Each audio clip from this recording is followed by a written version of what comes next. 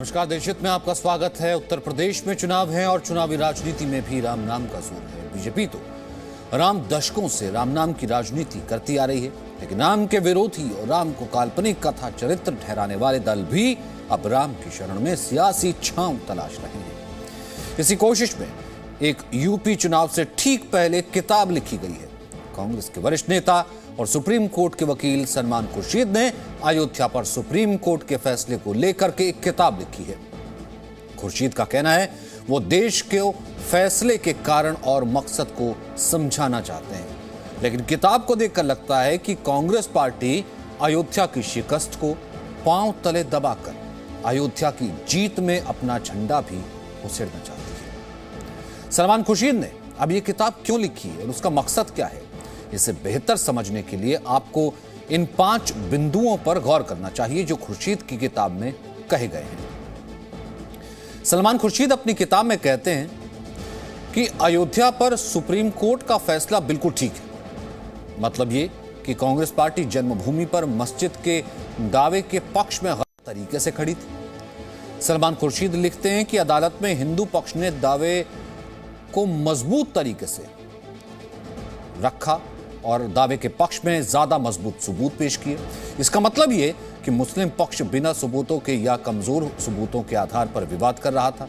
खुर्शीद लिखते हैं कि कांग्रेस पार्टी का एक धड़ा हिंदुत्व की ओर लौटने का पक्षधर है, लेकिन यह कि कांग्रेस पार्टी मुस्लिम परस्त पार्टी मानी जाती है और यह छवि बदलने की कोशिश हो रही है। खुर्शीद लिखते हैं आज का राजनीतिक हिंदुत्व आईएसआईएस और बोको हरम जैसी कट्टरपंथी विचारधारा जैसा है। मतलब यह है कि कांग्रेस सॉफ्ट हिंदुत्व के रास्ते ही आगे बढ़ सकती है।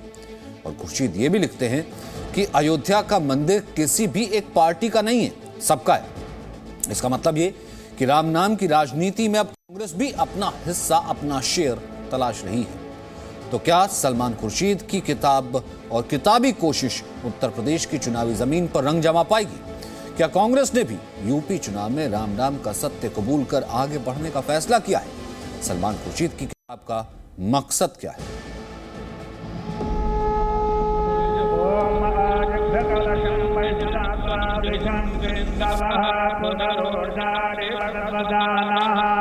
जय जय श्री राम। उत्तर प्रदेश में श्री राम का उद्घोष है। जय जय श्री राम। चुनाव से पहले राम नाम की महिमा है।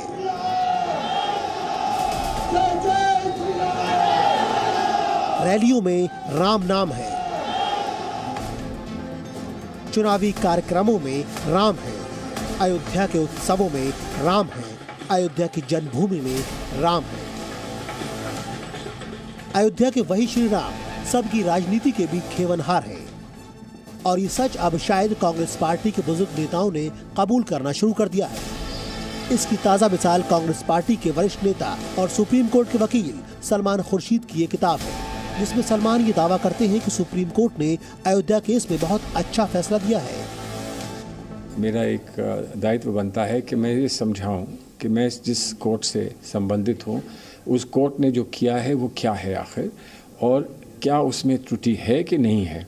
और मैंने माना कि ये एक अच्छा फैसला है, एक बहुत अच्छा जजमेंट है, और आज के हालात हमारे देश में हैं उनमें मरहम लगाने का एक रास्ता है।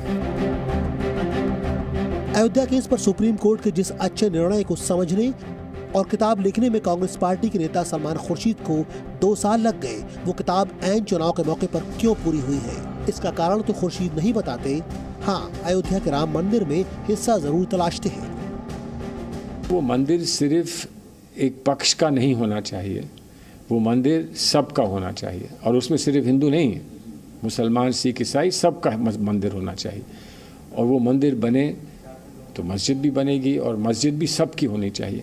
जजमेंट हमारा है, ये मंदिर मस्जिद हमारे हैं और भविष्य हमारा है। ये सब एक साथ चलें तो मैं मानूंगा कि हम सही रास्ते पर हैं। अयोध्या में बन रहे राम मंदिर के नाम पर वैसे तो कांग्रेस ने अपनी राजनीतिक हिस्सेदारी तभी मांगने की कोशिश की थी जब अयोध्या में भूमि पूजन हो रहा था। तब प्रियंका गांधी वाड्रा ने ट्विटर पर चिट्ठी पोस्ट करके मंदिर निर्माण की खुशी और उसमें भागीदारी का भाव दिखाया था। कांग्रेस की इस कोशिश पर ओवैसी जैसे मुस्लिमवादी नेता चिढ़ भी गए थे। लेकिन 19% जनाधार पर सिकुड़ चुकी कांग्रेस को यूपी में राम की शरण के अलावा अब कोई भी रास्ता सूझ नहीं रहा। सलमान खुर्शीद कहते हैं कि मेरी अपनी पार्टी कांग्रेस में अक्सर इस विषय पर चर्चा होती रहती है। एक तबका है जो पछताता है। हमारी छवि एक अल्पसंख्यक समर्थक पार्टी की है और हमारे नेतृत्व की जनेऊधारी साख की वकालत करता है। इस गुट ने अयोध्या के फैसले के बाद कहा है कि इस मुद्दे पर आगे की राजनीति बंद करनी चाहिए और एक भव्य मंदिर बनाया जाना चाहिए। वैसे खोखले हिंदुत्व की छवि के राजनीतिक इस्तेमाल की कोशिश कांग्रेस पहले भी कर चुकी है। तब कांग्रेस में बाकायदा कमेटी तक बनाई गई थी। 2014 के लोकसभा चुनाव में हार की समीक्षा के लिए कांग्रेस पार्टी ने एंटनी कमेटी का गठन किया। एंटनी कमेटी ने जो रिपोर्ट दी वो चौंकाने वाली थी। उस रिपोर्ट के आधार पर यह कहा गया कि कहीं न कहीं कांग्रेस पार्टी की नीतियां मुस्लिम परख है, इस वजह से हिंदू वोटर उनसे दूर होता जा रहा है और इसको सुधारने के लिए सॉफ्ट हिंदुत्व की तरफ आगे बढ़ने की ज़रूरत है, जिसका उदाहरण भी आपको देखने को मिला। गुजरात चुनाव की बात कर लें, चाहे कर्नाटक चुनाव की बात कर लें, फिर राजस्थान, छत्तीसगढ़ और मध्य प्रदेश चुनाव की बात कर लें, राहुल गांधी सोमनाथ, द्वारका से लेकर तमाम मठ और मंदिर तक गए, यहाँ तक कि मानसरोवर की यात्रा तक की। इस ठप्पे से बाहर निकलने के लिए कि कांग्रेस पार्टी मुस्लिम परख नहीं है, कांग्रेस पार्टी भी हिंदुओं का उतना ही ख्याल रखती है, बावजूद इसके ये ठप्पा कांग्रेस पार्टी से नहीं निकल पाता। इस वजह से कांग्रेस पार्टी अलग अलग समय पे अलग अलग प्रयोग करती रहती है। तुष्टीकरण और गैर हिंदूवादी राजनीति के लिए बदनाम हो चुकी कांग्रेस अब यूपी चुनाव से पहले एक बार फिर सॉफ्ट हिंदुत्व की राह पर चलने की कोशिश करती दिखाई दे रही है। इसमें कांग्रेस को अयोध्या के राम तो कबूल है, जन्मभूमि पर भव्य मंदिर तो कबूल है। मंदिर के लिए कांग्रेस नेता चांदी की शिलाएं तक भेजते हैं, लेकिन उसी कांग्रेस में कुछ लोग हिंदुत्व की तुलना आतंकवाद से भी करते हैं। मिसाल के तौर पर सलमान खुर्शीद अपनी किताब के पेज नंबर 113 पर लिखते हैं कि साधु संतों के प्राचीन हिंदू धर्म को आज उग्र हिंदुत्व किनारे कर रहा है, जो कि हर तरीके से ISIS और बोको हराम जैसे जिहादी इस्लामी संगठनों की तरह ही है। सलमान खुर्शीद कहते हैं कि बीजेपी उसी हिंदुत्व का राजनीतिक इस्तेमाल करती है। पोलराइजेशन के बिना बीजेपी कुछ कर नहीं सकती और हमारा ये मानना है कि इस देश में अलग अलग परतें ना बने।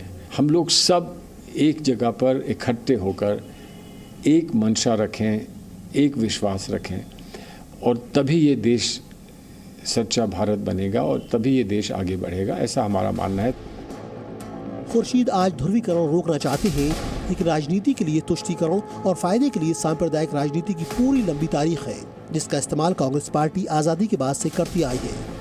अब चूंकि यूपी में जमीन खिसक चुकी है, तो राम नाम अंतिम भरोसा दिख रहा है। ब्यूरो रिपोर्ट, जी मीडिया।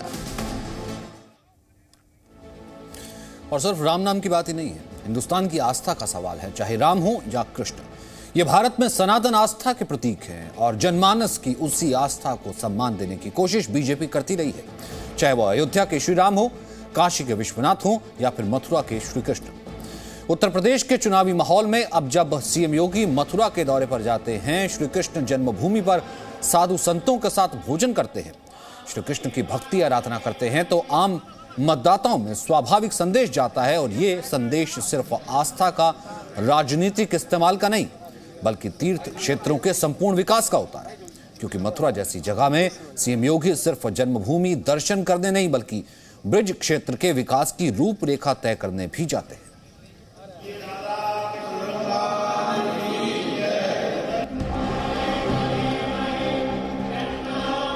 उत्तर प्रदेश के मुख्यमंत्री योगी आदित्यनाथ मथुरा में थे।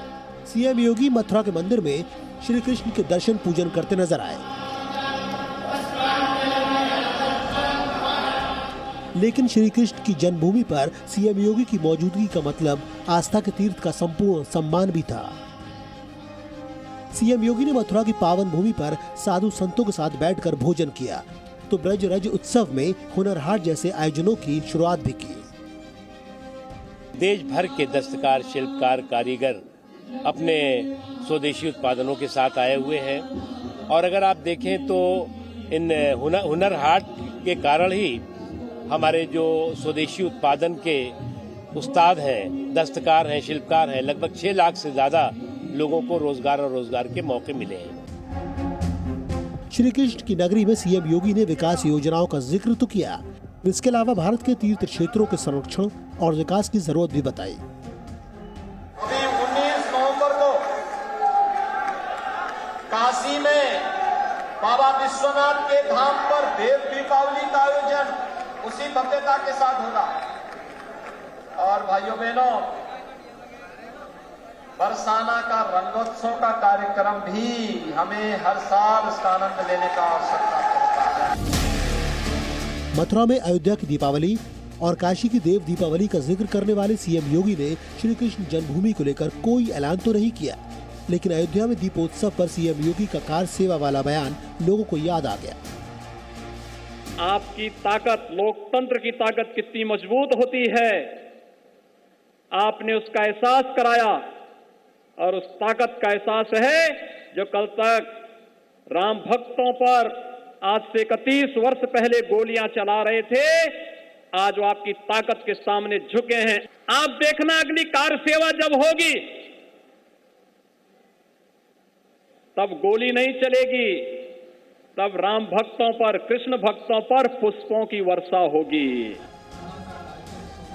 सीएम योगी ने अयोध्या में किस कार सेवा का जिक्र किया था ये साफ नहीं है, लेकिन मथुरा की माटी पर खड़े होकर सीएम योगी ने हजारों साल पुरानी अपनी ऐतिहासिक धरोहरों के संरक्षण का जो प्रण दोहराया है, वो हिंदुत्व की राजनीति में एक बड़ा प्रण समझा जा रहा है। ब्यूरो रिपोर्ट, जी मीडिया। खबर का रुख करते हैं हरियाणा के सोनीपत का, जहां पर डबल मर्डर की खबर है। महिला रेसलर और उसके भाई की गोली मारकर हत्या कर दी गई है, जबकि महिला रेसलर की मां घायल है। उन्हें इलाज के लिए रोहतक के अस्पताल में भर्ती कराया गया है। महिला रेसलर प्रैक्टिस से वापस लौट रही थी, तभी गोली मारकर हत्या कर दी गई। गोली मारने का आरोप ट्रेनर पर लगाया है। जिस महिला रेसलर की हत्या की गई है उसका नाम निशा दहिया है, जो कि नेशनल लेवल की रेसलर निशा दहिया से अलग है। ऐसे में पहले ठीक है, इस वक्त निशा दहिया हमारे साथ मौजूद है, क्योंकि पहले ऐसी खबर आई थी निशा दहिया, फिर उसके बाद साक्षी मलिक ने ट्वीट किया। निशा, सबसे पहले हम आपसे जानना चाहते हैं, आप सुरक्षित हैं, ठीक हैं? और ये खबर पहले जो आई थी कि निशा दहिया को गोली लगी, ये सब? हेलो, मैं बिल्कुल ठीक हूँ और मैं इंटरनेशनल खेलने आई हूँ नगर में, और कल मेरी बाउट है नेशनल के लिए 65 kg में, और हाँ मैं बिल्कुल ठीक हूँ। कहाँ हैं अभी आप? मैं यूपी में हूँ, नंदीनगर गोंडा में नेशनल खेलने के लिए आई हूँ। तो कैसे एकदम, क्या आपके पास कोई फोन आया जब ये खबर आई कि निशा दहिया को गोली लगी, उनके भाई को गोली लगी? हालांकि वो दूसरी निशा दहिया, ये बाद में पता लगा, पर आपको फोन आने लगे तो आपको कैसे पता लगा कि भैया, आपने कहा कि फिर नहीं मैं सुरक्षित हूँ? मैं ट्रेनिंग करके जस्ट निकली थी, ट्रेनिंग की थी, जिससे फोन आया तो मतलब एजेंसिया था, तो मैंने फोन देखा तो मैं तो मैं ऐसा ही तो फिर कर दिया। और एकदम से 5 घंटे वो खोल जाने लगे थे बहुत ही ज्यादा साक्षी जी के पास। तो फिर साक्षी जी फिर सांसद आज हमारे उनका कॉल आया था, तो फिर वो मतलब उन्होंने बात की, बोले ठीक है तो आप इंस्टाग्राम पे डाल दीजिए मैं ठीक हूँ। तो फिर मैंने इंस्टाग्राम पे डाल दिया था मैं ठीक हूँ। अब साक्षी जी ने भी डाल दिया था कि मतलब मैं ठीक हूँ। फिर मैं एक बार लाइव गई इंस्टाग्राम पे। तो ये शाम को आपने ट्वीट किया फिर साक्षी मलिक के साथ, जिस वक्त आप दोनों ट्रेनिंग कर रहे थे साथ? हाँ बिल्कुल, तभी मैंने आप घंटे में ही डाल दिया था ऐसा, मतलब जब ऐसे न्यूज आई थी मेरे पास कॉल जाने लगे थे, तो मैंने आधा घंटे में डाल दिया था कि मैं ठीक हूँ ऐसा। तो अच्छा, इस निशा दहिया ये भी एकेडमी में थी सोनीपत में, और जूनियर रेसलर कही जा रही हैं जिनकी दुखद जो है मृत्यु हुई है, गोली उनको लगी है। आप इनको जानती थी आप क्या? नहीं, मुझे नहीं पता इसके बारे में, इसके बारे में कुछ भी नहीं पता। हाँ, तभी निशा को लेकर के ही कंफ्यूजन हुई, तब आपको लगा कि आपको बताना चाहिए कि मैं सुरक्षित हूँ। जी, हाँ जी, बहुत सारे कॉल आ रहे थे मेरे पास, पर मैंने सबको बताना जरूरी समझा कि बता देना चाहिए। थैंक यू निशा दहिया, हमसे बात करने के लिए। आप सुरक्षित हैं, सुरक्षित रहें। लेकिन निशा दहिया, एक और जो निशा दहिया हैं, उनकी दुखद मौत हुई है। ये डबल मर्डर की घटना सोनीपत में हुई है। Presenting B News app, available on Google Play and App Store. Download it now.